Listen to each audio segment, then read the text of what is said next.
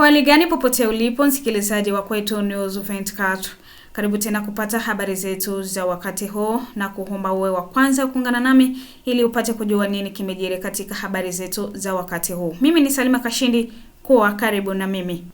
M23 vita katika Kivu. General Philemon Yav amekubaliwa na kesi ya uhaini.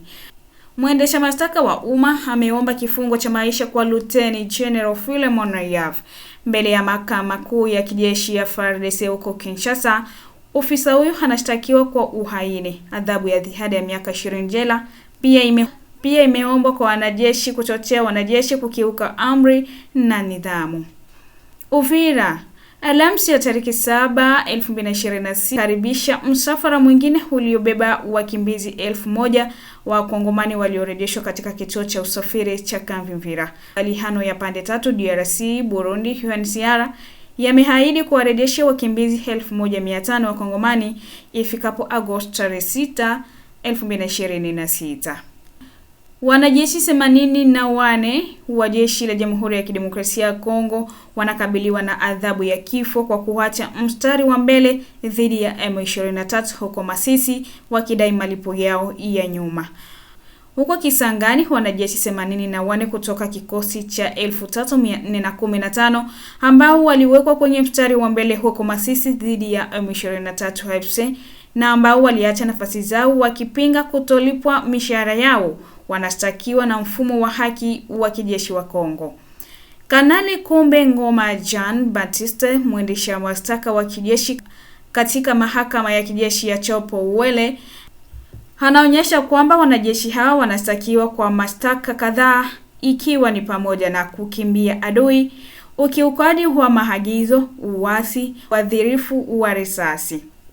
Kesi yao inaendelea haraka chini ya utaratibu wa muhtasari kulingana na chanzo hicho. Kwa mashtaka haya, wanajeshi wanakabiliwa na adhabu ya kifo. Utambuzi wa uwekaji nambari wa teksi za pikipiki sasa ni lazima huko Bunia, iliyozinduliwa katika wilaya ya majaribio ya Mbunya, inalenga kuimarisha usalama na kuboresha mapato ya ndani. Vijana wanatoa wito na upanuzi wake. Washukiwa 13 wa wizi katika parokia Mtakatifu Theophile iliyoko Kimbansenke mashariki mwa Kinshasa, Jamhuri ya Kidemokrasia ya Kongo waliwasilishwa kwa umma siku ya Alhamisi kufuatia operesheni ya polisi iliyolenga manispaa hiyo.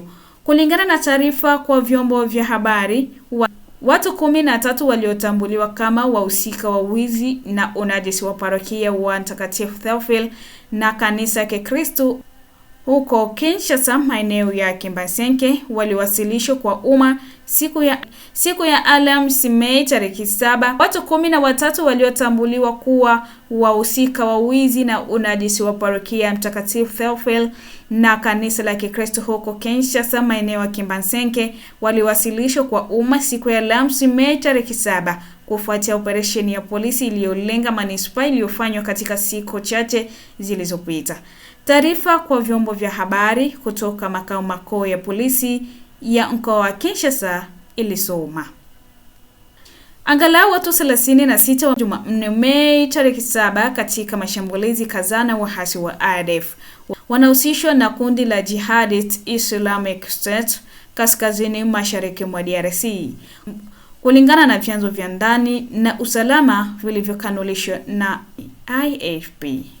Rwanda. Mhadhiri wa zamani na mtu mashuhuri wa vyombo vya habari wa Rwanda, Aimable Karasika, alifariki Jumatano Mei tarehe 6, 2026.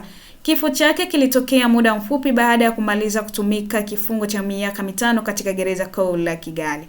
Kulingana na taarifa rasmi iliyotolewa na umma ya magereza ya Rwanda RSF, Aimable Karasika anaripotiwa kufariki kutokana na overdose ya dawa zilizotumika kutibu magonjwa ya akili. Mamlaka ya gereza yanaonyesha kwamba tukio hilo lilitokea muda mfupi baada ya kuathiriwa kuhusu kuachiliwa kwake rasmi. Uchunguzi wa kimatibabu unatarajiwa kudhibitisha matokeo ya ripoti ya awali ya gereza.